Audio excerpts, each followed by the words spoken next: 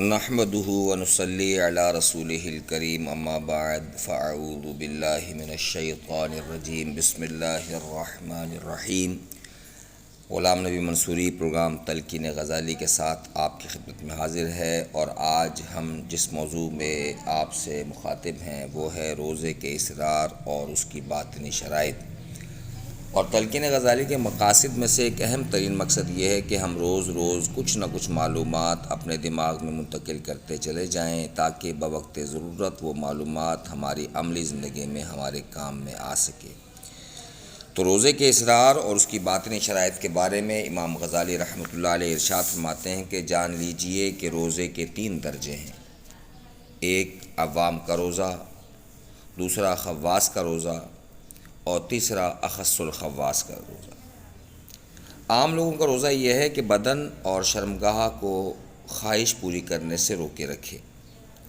خاص لوگوں کا روزہ کھانے پینے اور جماع سے رکنے کے ساتھ ساتھ کان، آنکھ، زبان، ہاتھ، پاؤں اور تمام اعضاء کو گناہوں سے روکنا ہے۔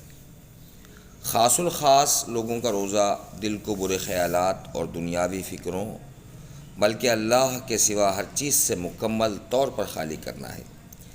اس صورت میں جب اللہ عز و جل اور قیامت کے سوا کوئی دوسری فکر یا دنیاوی فکر آئے گی تو روزہ ٹوٹ جائے گا۔ البتہ اگر دنیاوی فکر دین کے لیے ہو تو اس کا حکم مختلف ہے، کیونکہ یہ زاد آخرت سے ہے نہ کہ دنیا سے۔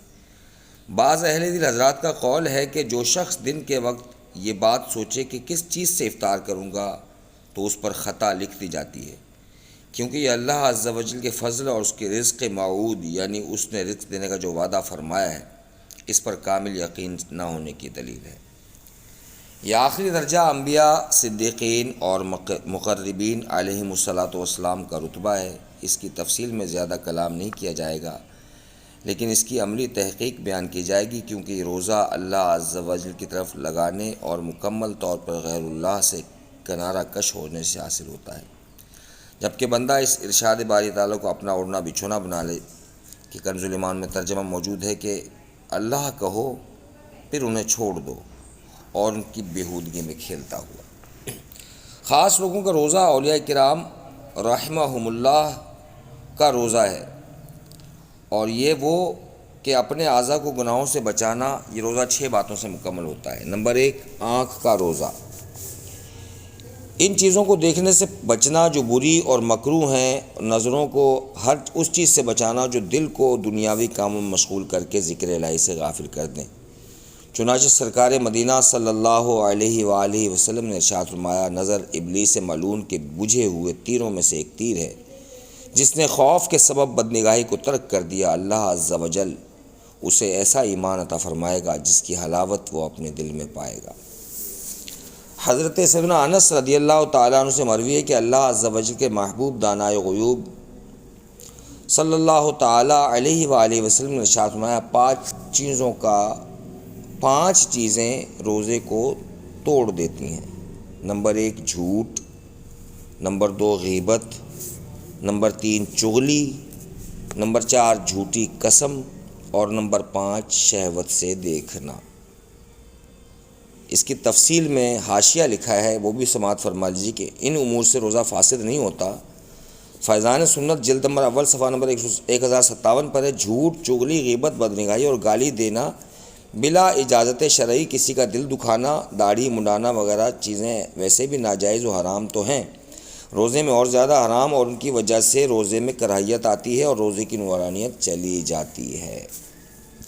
زبان کا روزہ، زبان کو بیہودہ گفتگو کرنے، جھوٹ، غیبت، چغلی، فحش گوئی، ظلم، لڑائی، ریاکاری اور خاموشی اختیار کرنے سے بچا کر ذکر الہی اور تلاوت قرآن میں مشغول رکھنا۔ حضرت اسماعیل بشر بن حارث حافی رحمۃ اللہ علیہ نے حضرت اسماعیل سفیان ثوری رحمۃ اللہ علیہ سے نقل فرمایا کہ غیبت روزے کو فاسد کر دیتی ہے۔ سیدنا لیث رحمۃ اللہ علیہ حضرت مجاہد رحمۃ اللہ علیہ سے نقل فرماتے ہیں کہ 2 خصلتیں غیبت اور جھوٹ روزے کو فاسد کر دیتی ہیں۔ حضور نبی پاک صلی اللہ تعالیٰ علیہ وآلہ وسلم نے ارشاد فرمایا، بے شک روزہ ڈھال ہے، لہٰذا جب تم میں سے کوئی روزہ دار ہو تو نہ بے حیائی کی بات کرے نہ جہالت کی، اور اگر کوئی شخص لڑائی جھگڑا یا گالی گلوچ کرے تو کہہ دے کہ میں روزے سے ہوں۔ انسانی گوشت خور روزے دار۔ حدیث پاک میں ہے کہ زمانہ رسالت میں 2 عورتوں نے روزہ رکھا۔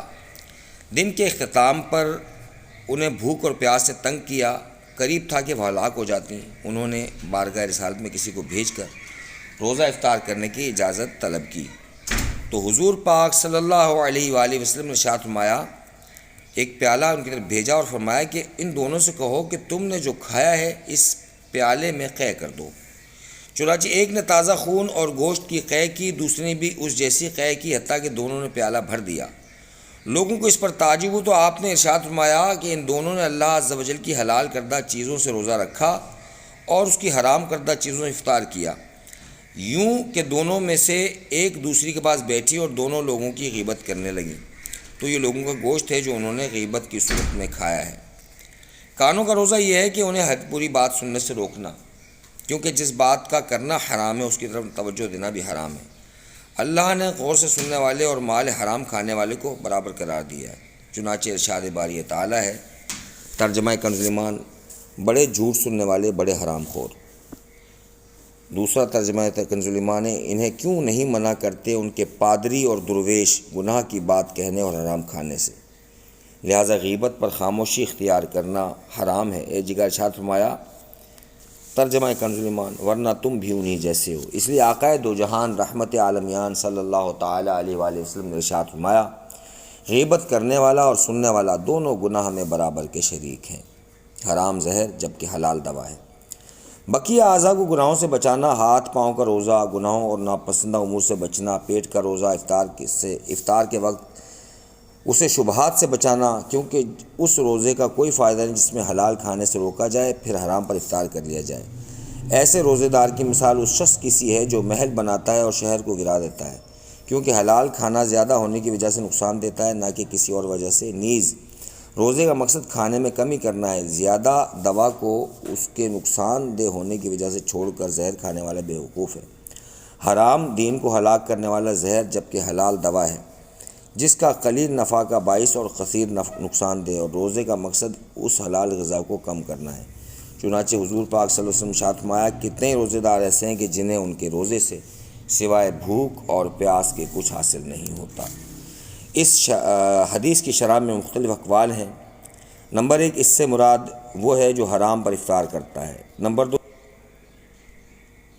رکتا ہے لیکن غیبت کے ذریعے لوگوں کے گوشت سے افطار کر لیتا ہے، کیونکہ غیبت حرام ہے۔ اس سے مراد تیسرے نمبر پر وہ ہے جو اپنے اعضاء کو گناہوں سے نہیں بچاتا۔